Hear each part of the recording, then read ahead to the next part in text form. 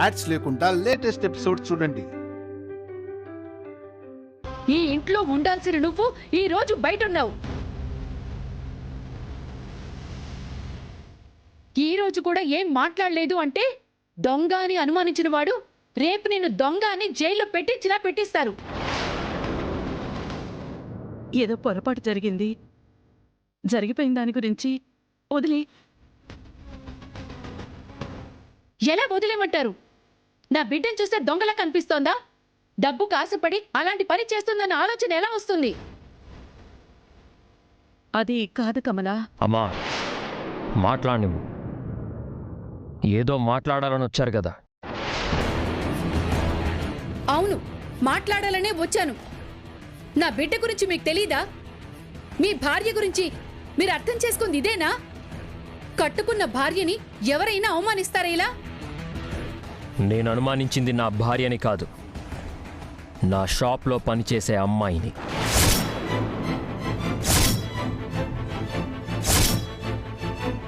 నా షాప్లో 100 మంది పనిచేస్తున్నారు. అందరినీ అనుమానించడానికి ఆ డబ్బు దాచింది మీ అమ్మాయి. మరి కనిపించినప్పుడు అనుమానించాల్సింది మీ అమ్మాయిని కానీ వాళ్ళని కాదు కదా.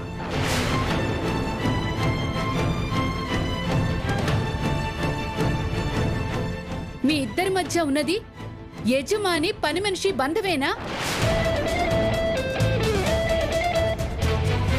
నా కూతురు ఏంటో ఎలాంటిదో మీకు తెలుసు. అలాంటిది అది దొంగతనం చేసిందని ఎలా అనుకుంటారు?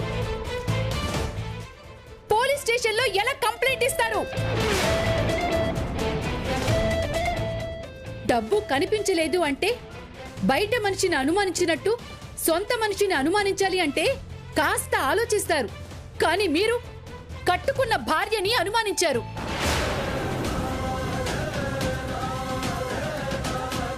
తప్పు బాబు. రాముడు ఎంత దేవుడైనా సీతమ్మని అనుమానించాడు అన్న మాట యుగాలు మారినా ఇప్పటికీ మోస్తూనే ఉన్నాడు. భార్యని అనుమానిస్తే దేవుణ్ణి కూడా క్షమించరు ఈ జనం. అలాంటిది మామూలు మనిషి మీరు. నేను అనుమానించింది నా భార్యని కాదు, నా షాప్లో పనిచేసే ఒక అమ్మాయిని. తనకి నాకు మధ్య ఏ బంధం లేదు.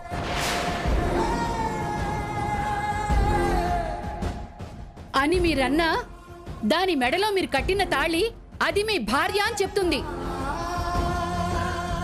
వేద మంత్రాల సాక్షిగా మీరు దాని మెడలో వేసిన 3 ముళ్ల బంధం కాదంటే తీరిపోదు బాబు. మీరు భార్య కాదు అన్నా నా బిడ్డ భర్త కావాలి అనుకుంది కాబట్టే మీ షాప్లో పనిదాన్లా చేరింది. ఎవరు చేరమన్నారు? నేను అడిగానా? నా షాప్లో చేరాక తనని నేను అందరిలో ఒకరిగానే చూస్తాను. అలాగే చూశాను.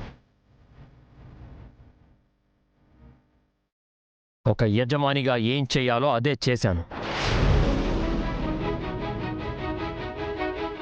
బిజినెస్ విషయంలో నా వాళ్ళకొక న్యాయం, పరాయి వాళ్ళకొక న్యాయం ఉండదు.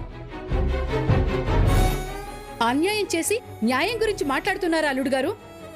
అబద్ధం చెప్పింది అన్న ఒక్క కారణానికి దాన్ని మీకు దూరం చేశారు.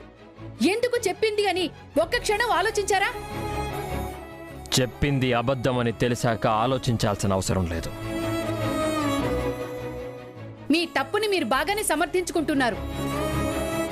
మీరు ఆ రోజు చేసింది ఈ రోజు చేసింది తప్పే. అమ్మా, నువ్వు మాట్లాడింది చాలు, ఏడ్చిపెట్టు. ఇంటికి వదన్నాడు అమ్మా. ఏంటే వదిలిపెట్టేది? చెయ్యని తప్పుకి శిక్ష ఎంతకాలమని అనుభవిస్తావు? అమ్మా, జరిగింది ఎంతో జరిగిపోయింది. నా నసీబ్లో ఎట్లా రాసుంటే అట్లయితుంది. నడువమ్మా, నీకు దండం పెడతా. నడువమ్మా. కమల, నీ బాధ నాకు అర్థమవుతోంది. కానీ నువ్విలా మాట్లాడడం వల్ల సమస్య పెరుగుతుందే గాని తగ్గదు. మనం తర్వాత మాట్లాడుకుందాం. ప్లీజ్ వెళ్ళండి. అమ్మా, నువ్వు ఇంకొక మాట మాట్లాడినా నా మీదొట్టే.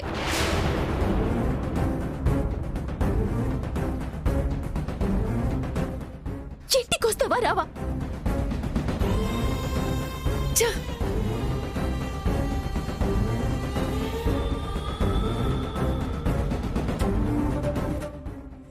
నా ఇంటికొచ్చి నన్నే తప్పు పడతారా?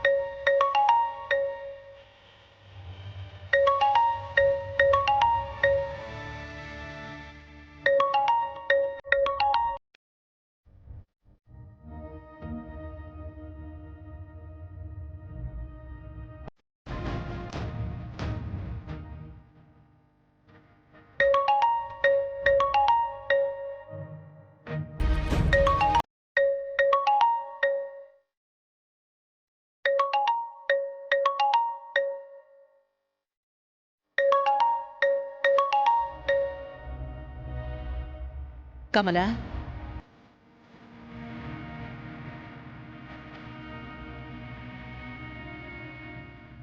నా ఫోన్ రాగానే నువ్వు ఫోన్ తీయనప్పుడే అర్థమైంది జరిగిందానికి నువ్వెంత బాధపడుతున్నావో అని. కాని నువ్వేం మనసులో పెట్టుకోవద్దు కమలా.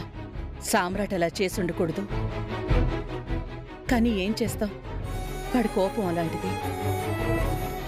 ఎన్ని రోజులని వదిన గారు, ఇలా ఎన్ని రోజులని?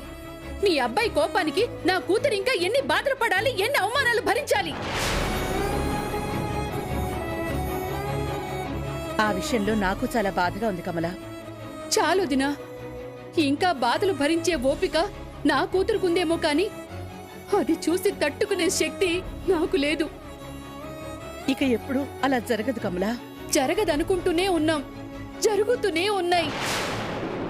చాలు వదినా. నా బిడ్డకి ఇంత అవమానం జరిగాక కూడా ఇంకా ఇంటికి రావాల్సిన అవసరమే లేదు.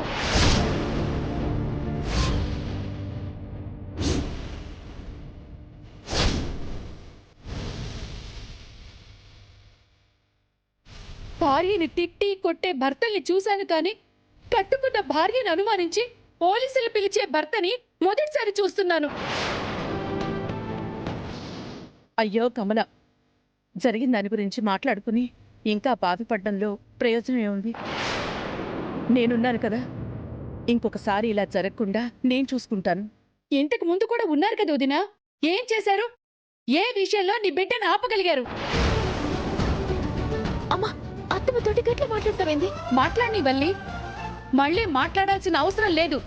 మరోసారి అవసరం కూడా రాదు. అమ్మా, చూడండి వదిన గారు, తల్లిగా నా బిడ్డకి అన్ని విషయాల్లో సర్దుకుపోమ్మా అని చెప్పేదాన్ని. ఈసారి ఆ మాట చెప్పలేకపోతున్నాను.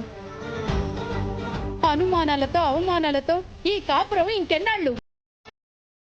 అవసరం లేదు. ఇక నా కూతురు ఆ ఇంటికి రాదు.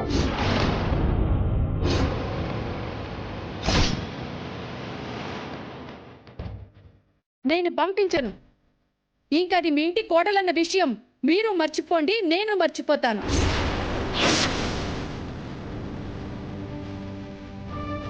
అమ్మా, ఏం మాట్లాడుతున్నావు? ఇది అత్తమ్మా, అమ్మ బాధలో ఏంటేందో మాట్లాడుతుంది. మీరేం పరేషాన్ కాకుండా రేపు ఇంటికి వస్తాయి కదా, అప్పుడు మాట్లాడుకుందాం. ఆ సంగతి తర్వాతమ్మా. ముందు మీ అమ్మకి సర్ది చెప్పు. గట్లనే అత్తమ్మా, ఉంటా. ఎందుకమ్మా గిట్ల చేస్తున్నావు? బుద్ధి అన్న ఎనకుండా ఆయనతోటి పొద్దుగాల గట్ల మాట్లాడినావు. ఇప్పుడు గిట్లా అత్తమ్మతోటి మాట్లాడుతున్నావు? నా ఇంటికి నేను పోకుండా ఎట్లుంటో చెప్పు. ఇంకా అది నీళ్ళనిపిస్తోందా? ఆ ఇంటికి వెళ్ళిపోవాలి అనిపిస్తోందా? ఏం జరిగినా ఆయన నా మొగుడు, అది నా అత్తిల్లు. ఇంకా అది నీ ఇల్లు అని నీకెలా అనిపిస్తోంది? ఆ ఇంటి కోసం నువ్వు ఎంత కష్టపడ్డావు? అది వదిలేసి చిన్న విషయానికి నిన్నింట్లోంచి పంపించేశాడు.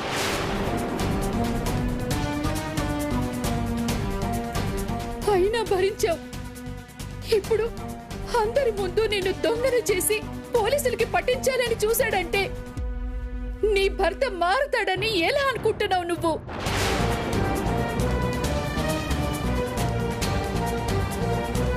నీ కష్టాలు చూస్తూ కన్నీళ్లు కార్చే ఓపిక నాకు లేదు. జరిగింది చాలు.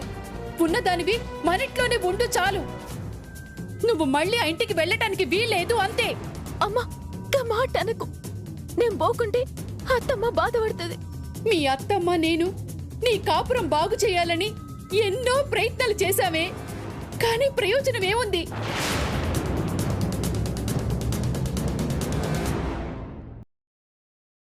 ఈ రోజు జరిగిన దాంతో ఆ ఇంటికి మనకి ఉన్న సంబంధం తెగిపోయింది.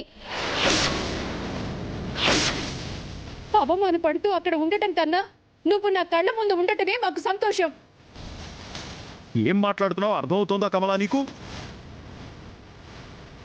సర్ది చెప్పి కూతురి కాపురం చక్కదిద్దాల్సింది పోయి భర్తని అత్తింటిని వదిలేసి పుట్టింట్లో ఉండమంటావా? ఏ సంతోషం లేకుండా ఆ ఇంట్లో పని మనిషిగా బ్రతికేది చాలక అల్లుడి గారితో అవమానాలు పడుతూ అలాగే బ్రతకమంటారా? అనుమానాలు అపార్థాలు ఎక్కువ రోజులుండవు కమలా. నిన్నలా ఈ రోజుందా, ఈ రోజులా రేపుంటుందా? దాని బ్రతుకు మాత్రం ప్రతిరోజు ఒకేలాగా ఉంది. అందుకే వద్దు అంటున్నాను. అలా అని ఇక్కడే ఉన్నంత మాత్రాన శ్రీవల్లి సంతోషంగా ఉంటుందనుకుంటున్నావా?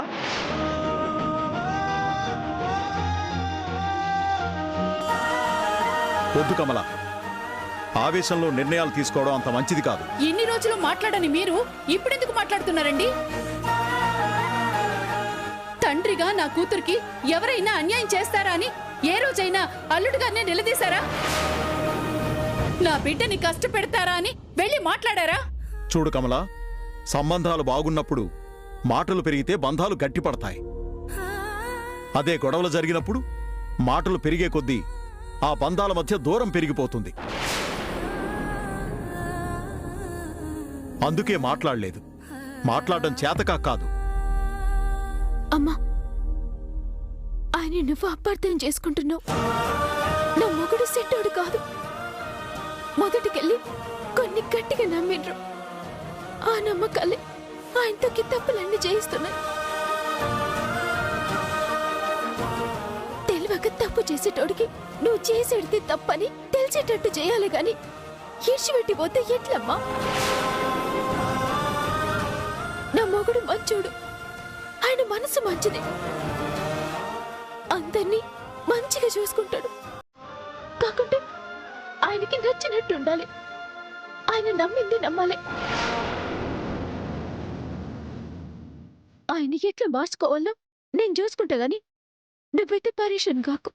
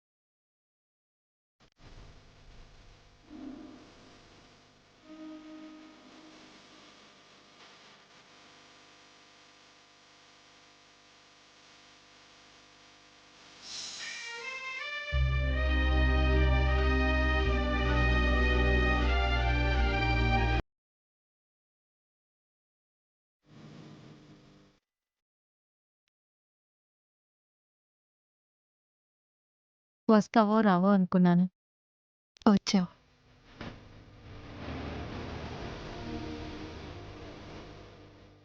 పెద్దమ్మా, అత్తమ్మకి నేను ఇస్తా.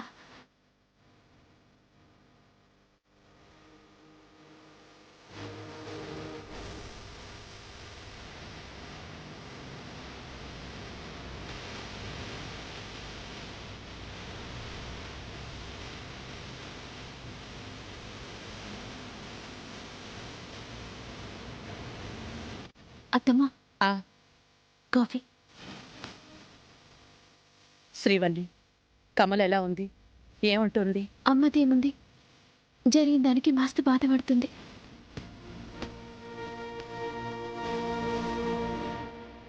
అవును, ఈ పరిస్థితుల్లో ఏ తల్లైనా ఎలా ఉంటుంది? సామ్రాట్ చేసిన పనికి ఒక్క మీ అమ్మే కాదు, ఇక్కడ ఇంట్లో అందరం బాధపడుతున్నాం.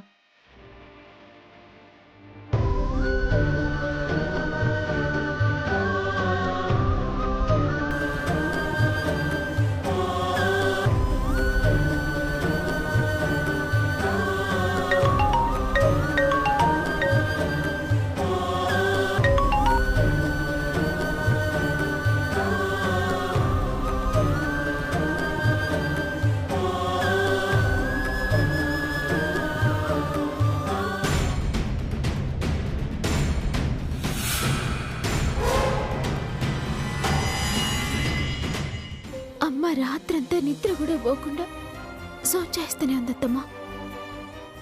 అక్కడ మీ అమ్మే కాదు శ్రీవల్లి, ఇక్కడ మేమందరం కూడా బాధపడుతూనే ఉన్నాం.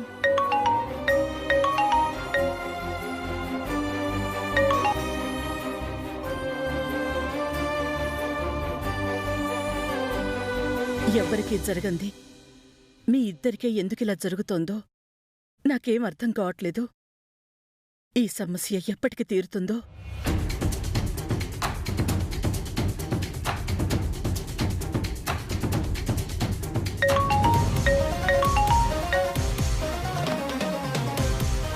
అత్తమ్మా, మీరేం బాధపడకుండి. గీ పొద్దు కాకుంటే రేపంతా సక్కంగానే అవుతుంది. అమ్మ శ్రీవల్లి, ఆ నమ్మకం కూడా నాకు మెల్లిమెల్లిగా తగ్గిపోతోంది. అత్తమ్మా, అమ్మ నువ్వుకిట్లా బాధపడుతుంటే మా వాళ్ళకి ఎంతమంది పరేషాన్ అవుతున్నారే అని నాకు మస్తు బాధ అవుతుంది.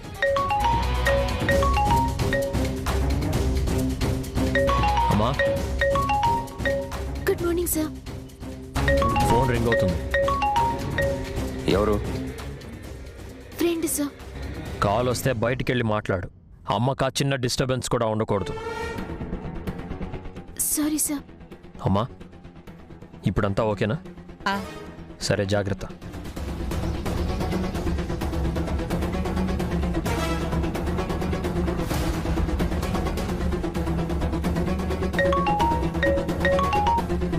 వదినా, మళ్ళీ మాట్లాడుతాను కదా, ఎందుకు కట్ చేస్తున్నా? మళ్ళా ఫోన్ చేస్తూనే ఉన్నావు.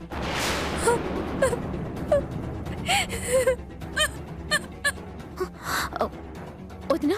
శ్రీవల్లి, ఏమైంది? అత్తయ్య పడిపోయింది. శ్రీవల్లి,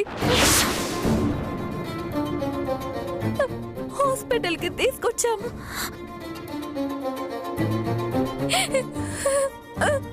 గట్లనా? ఏమైంది వదినా? ఉన్నట్టుండి కింద పడిపోయింది.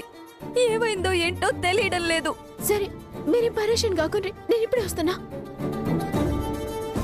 ఏమైందమ్మా? ఏంటి కంగారు? అత్తమ్మా, అమ్మ చక్కెర వచ్చి పడిపోయిందంట. హాస్పిటల్కి తీసుకుపోయిందంట. నేను జల్దీనే పోయేస్తమ్మా. నేను వస్తాను, పద వెళ్దాం. వద్దమ్మా, వద్దు. ఆయనకు తెలిసిందంటే మళ్ళా పెద్ద లొల్లి అవుతుంది. నేను పోయి చూసి వచ్చినాక మీకు ఫోన్ చేస్తా కదా, మీరేం పరేషాన్ కాకుండా నేను పోయేస్తా. జాగ్రత్త.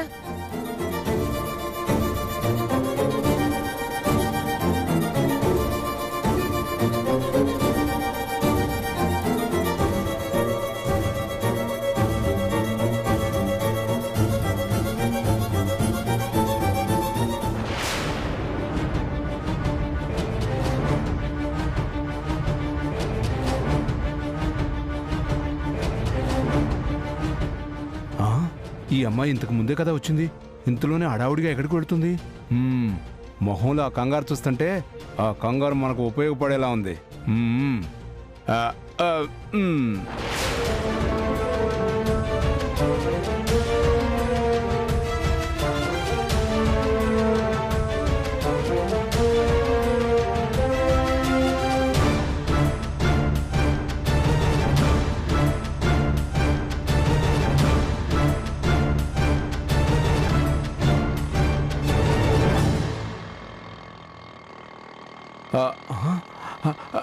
ఏ బాబు ఆటో ఇలా రా రా. ఇదిగో బాబు ఆ ఆటోని ఫాలో చేయి, త్వరగా పోనీ.